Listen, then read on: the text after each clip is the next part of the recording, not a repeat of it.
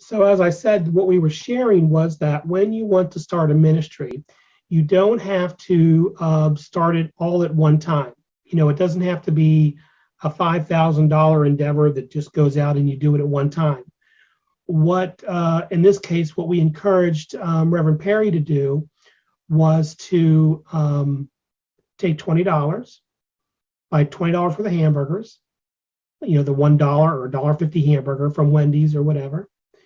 Put that hamburger in individual bags with a little note that says, I love you, Jesus loves you, and the phone number where he can be reached. And to go to the local spot where there may be people who are hungry so that they could distribute that food to those who are hungry or those who just wanted a fellowship.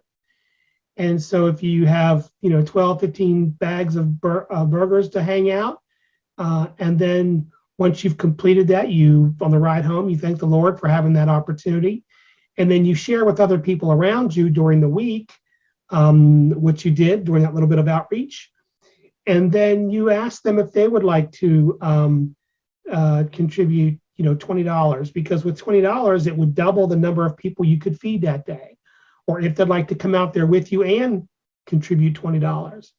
But it's about knowing that the Lord's already put things out there for you to do and ways for you to minister. You don't have to wait on God. God's waiting on you. And it's about just taking that leap of faith and going out and doing a little bit of counseling or feeding, that type of thing. My encouragement is to not just go out and start preaching. That is one approach to evangelism, but I don't think it's the most effective, long-lasting approach within the community groups that need it most.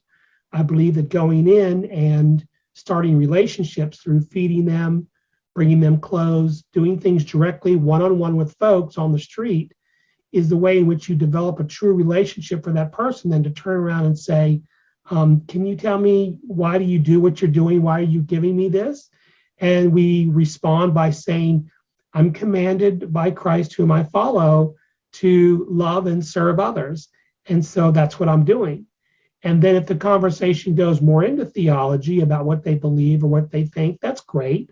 But if they don't mention Christ or God, that's okay, because you did the mentioning through your works. You spoke Christ's love and compassion through what you were doing in your work. And you can start small. Like we said, you can just start with a group of $20 worth of food, 15 bags with a hamburger and a note in it, and you just hand that out and you just did God's work. And then you plan the next day or the next weekend or however it works out for you that you're going to do it again. But in between the two, you share this with some people and you express that you would like them to join with you either in person or in, even if they just want to grace you with $10 or $20, because $20 on the next time would double your budget for feeding to $40. You can do a lot of feeding with pizza and fast food, burgers and chicken sandwiches and things with $40. You can feed a lot of people a lot of food.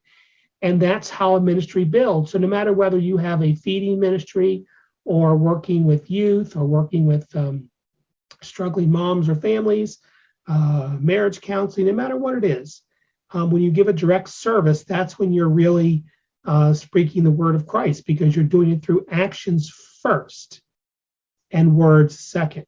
So that's what we've been speaking about today.